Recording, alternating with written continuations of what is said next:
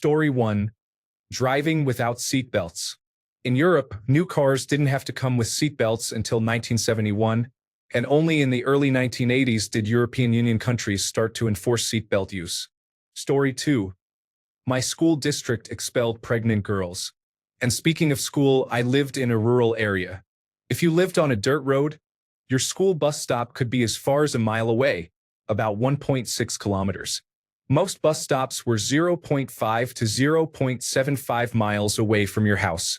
We walked in every sort of weather, and girls were not allowed to wear pants, even in the winter.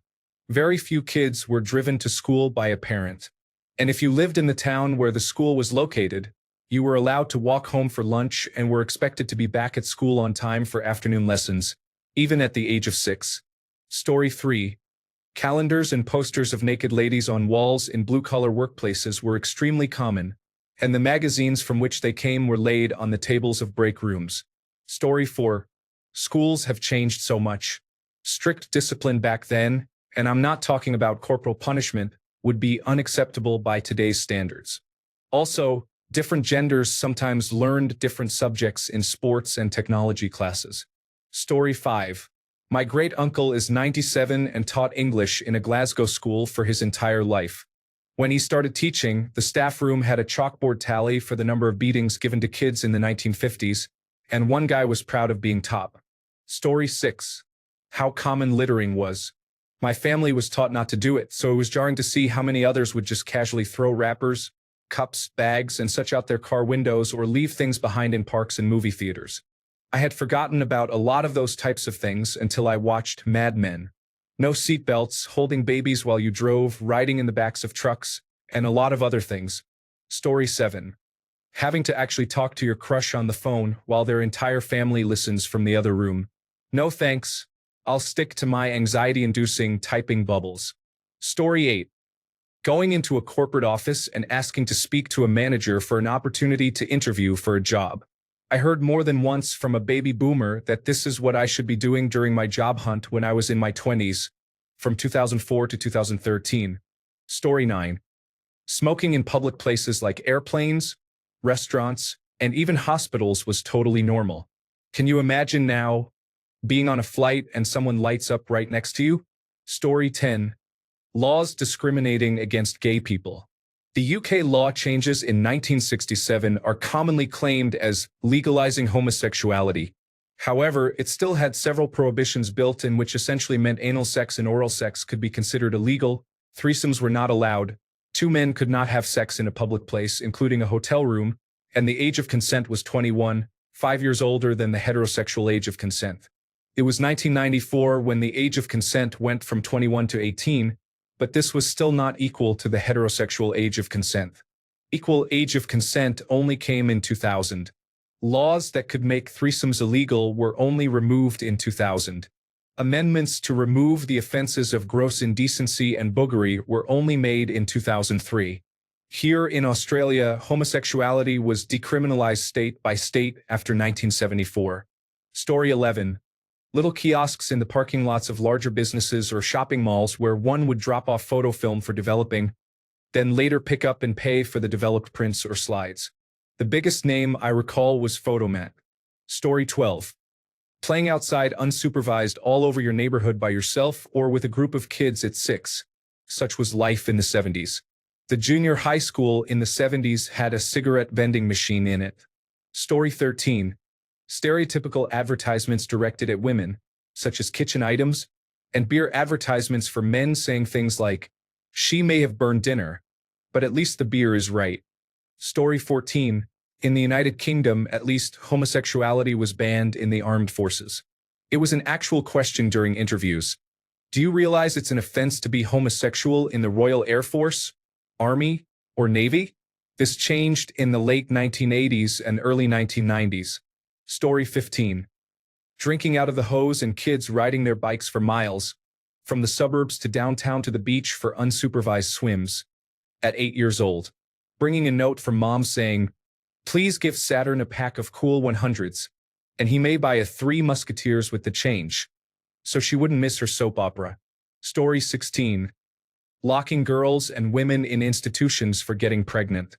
locking young boys up in correctional facilities for extremely petty crimes, leaving them there for decades while profiting off their slave labor. The good old days can stay exactly where they are. Story 17. Remembering phone numbers of your friends. $5 a carload drive-in movie. Cruising the Main and racing. Getting in fights at school and not getting arrested, shot, or stabbed. Making out on the quad in the open without being hassled by anyone. Story 18. Serial killers. They were everywhere in the 70s and many didn't get caught for decades. The Green River Killer, Bind, Torture, Kill, the Hillside Strangler, the Boston Strangler, the Night Stalker. Today, there is so much surveillance and technology it's hard to get away with it for any extended period of time. Story 19. In the movie 16 Candles, the protagonist gets tired of his girlfriend. She gets drunk and passes out, so he just lets some guy have her. Said guy, the geek, has sex with her while she's still unconscious. It's seen as just a thing that happens at parties, used as a comic subplot, and is even meant to be a victory for the geek, especially when she wakes up the next day, and it's seen as no big deal, used as a comedy beat and treated like a victory for the geek. The next day she comes to, realizes what happened, and though she doesn't remember anything, she decides she liked it. This was a PG-13 film that all our parents let us watch. John Hughes films helped define Generation X's upbringing, but that and the racism in that film are best left in the past. Go watch The Breakfast Club or Pretty in Pink instead. Story 20. Being able as a minor to purchase cigarettes. There were cigarette vending machines, or your parents wrote a letter giving permission for the store clerk to sell you cigarettes. Story 21. Having to be at home if you wanted to watch a television show. Staying near the phone if you were expecting a call. Having to plan everything in advance because once you walked out the door, that was it. You were uncontactable and out there somewhere. You even had to plan money in advance, making sure you had enough cash to last the weekend. Do not forget to make it to the bank before it closes. Story 22. 6% return on a savings account at a bank, and no monthly fees for checking accounts. Less sugar in food. The ability to get a college education that holds actual value and costs less than a starter home in the Midwest.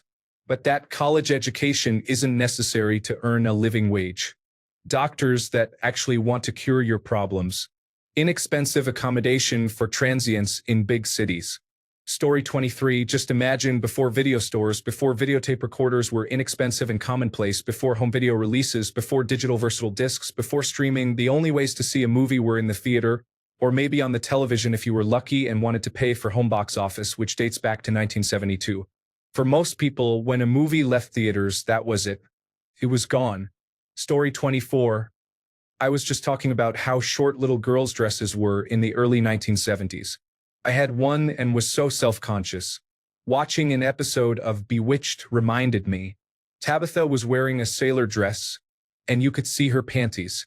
Story 25. I don't think people realize the extent of racism and discrimination 50 years ago, and most school districts, particularly those in conservative states, certainly aren't teaching kids the true history. Story 26. At least in my generation or social circle, I am 33, a dad not changing diapers. My husband and I were actually just talking about this yesterday. Both of our dads have openly bragged about never changing a diaper, but if one of our friends did that, they would be given so much criticism from the other men. Story 27. 1974 to 1975. Women going braless. White girls and a few white guys getting their hair permed so they could have an afro. Men in burnt orange polyester suits. Story 28. Newspapers with a women's section. Articles on cooking, home decorating, advice columns. Because, of course, no man would be interested in such topics. Story 29. Casual use of racist words. The word nigger was all I heard as a small child and didn't know that it wasn't the proper word for black people until I started school, and my new best friend told me it wasn't nice and hurt her feelings. The same for wetback for Hispanic people and the word faggot for us gays. Story 30. Putting people in the back seat of the car with just a waist seatbelt. I was 10 years old in 1988 and we had an accident while my brother and I were in the back seat. The impact forward made both of us bend over in the middle at our seatbelts. We couldn't breathe. It was ultimately just the wind knocked out of us. But it was horrible. Today, we would have done better with full seatbelts. Story 31. My parents bought a house in 1970 at 18% interest. He had to get a loan from his boss and his mom, plus the bank. Wild. Housing was not that affordable. Story 32. Climbing trees, playing outside with your friends, going to school on your bike, not getting your way, making harsh jokes, getting spanked, indicating left or right turns, ethical politicians actually talking to people. The list is endless. Story 33. Sending your 8-year-old solo to the little store to buy 2 packs of cigarettes and letting her get some candy with the change. This has happened so often in the past that a note is no longer needed. Story 34. A grown man in sweatpants with a mustache bringing jump ropes to elementary-age classrooms and jumping around with the kids. Our creep in the 80s was a hacky sack guy who took us all to the park to play frisbee with him. Man, the 80s were wild. Story 35. When I was in kindergarten, I walked about a half-mile to school, alone, or maybe with some other kids. I had to go past Grandma's house on the way home, so 3:15 was time for a quick stop on the way home. When I went to grade school, a mile from home, we walked every day and had a policeman walk us across a busy street. After 3rd or 4th grade, we rode our bikes. Speaking of hitchhiking, when I was in Vietnam, we would always hitchhike because we didn't have cars and any truck driver was generally happy to have another gun in the cab. Roads weren't safe to walk, and 15 miles on unguarded roads is putting a target on your back. Story 36. Fat shaming. I have an old ladies magazine, like Ladies' Home Journal, where a woman told a story about how she stopped being overweight. Then you had Joan Rivers critiquing Oprah for her weight on The Tonight Show.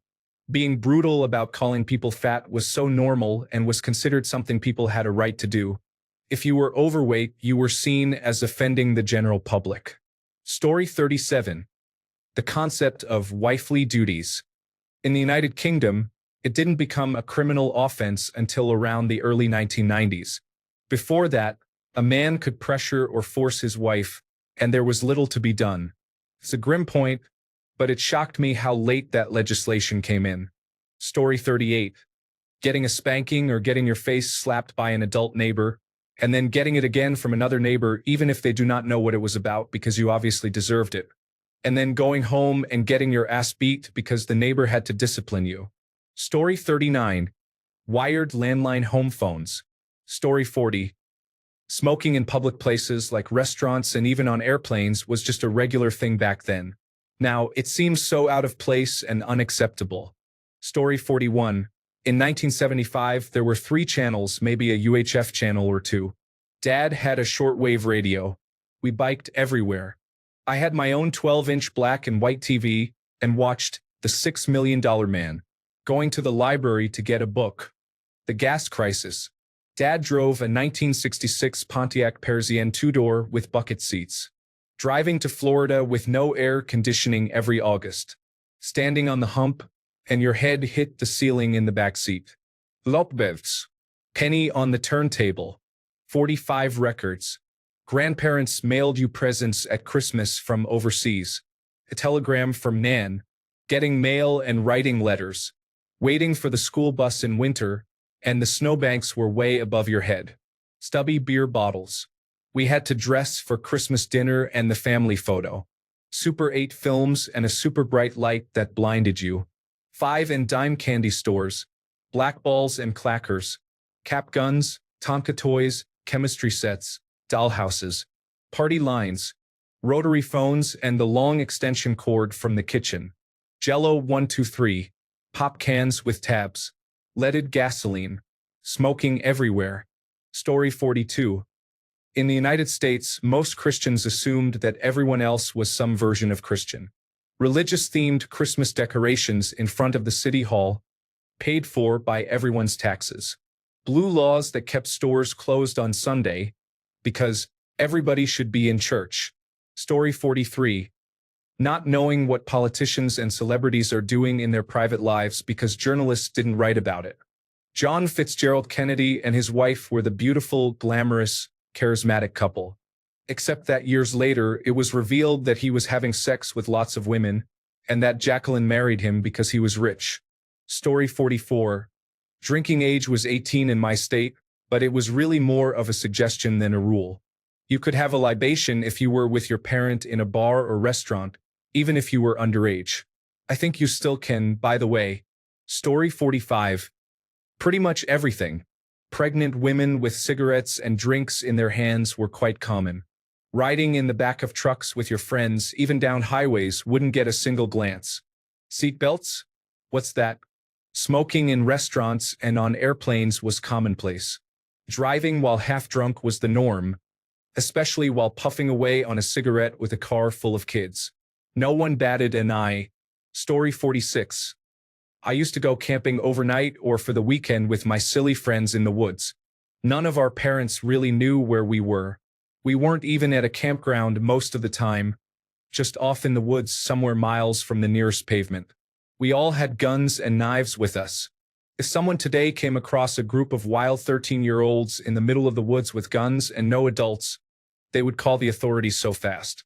Story 47. My mom told us when she and her sisters were kids in the 1960s, it was commonplace for them to drive to the pub in the United Kingdom, give the kids a packet of crisps and lemonades, and sit in the car unsupervised while their parents were drinking in the pub for a few hours. Presumably, my granddad drove them all home drunk afterwards.